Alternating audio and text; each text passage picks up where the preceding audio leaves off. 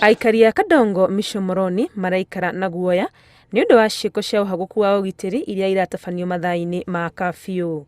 Giko kia ica ikuhi ari kia utuko wa muthenya wa kana kuria nyanake iria irethaite na tuhiu na mabanga iratharikeire amwe ao. Jana mwendo wa saa 1:30 kuleza tokea tukio la ajabu bila watu kutarajia, kwa sababu ilikuwa ni mwendo wa kafyu, saa 1:30 kila mmoja yupo ndani, lakini watu walishangaa baada kama saa hiyo 1:30 na kulitokea vijana kwanza kwa tatu mapanga bila hatia yote, bila nini yote. Umwe wa aria marahonokire ciarira agitareria uria arageririe kurigiriria nyanake ici itikaingire nyumba gwake. Nasikia Allahu Akbar, Allahu Akbar. Nikamwambia kwani kuna nini mwanangu? Anambia hata sijui. Naambia funga mlango. Ndio mwanangu kufika hivyo sasa hiyo mapanga ndio ishafika mlangoni. Sasa wanataka kuingia hapa ndani.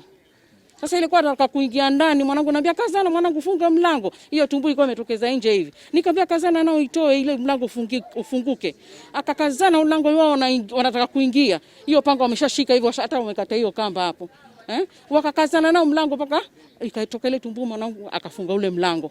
Makiuga aria maramagagia ni mwana nini muno marenda ugitiri ugacirithio kuona ona matingiuma nja gutari kuratherũka ni gwitigira. Society zetu tutakuwa nini au hapa sisi serikali sisi itatufanyia nini ambao security yetu ambayo itakuwa hapa. Na sasa kama saa 11 mtu anashikiwa panga hapa anapokonywa. Watu wanakatokata. Hapa. Kunasemekana vijana wa makamo kujitolea na kuweza kukata watu eneo letu la Kadongo. Na tunachoomba sisi ni usalama uwekwe sawa katika eneo letu la Kadongo. OCPD wa Kisauni Julius Kirago augite maafitha a borithi ni makinyirwo ni riboti ya ciiko ici na ni mambiriirie uthuthuria. Ngiribotera Inooro TV ritore kwani wa ngui wa Mwangi.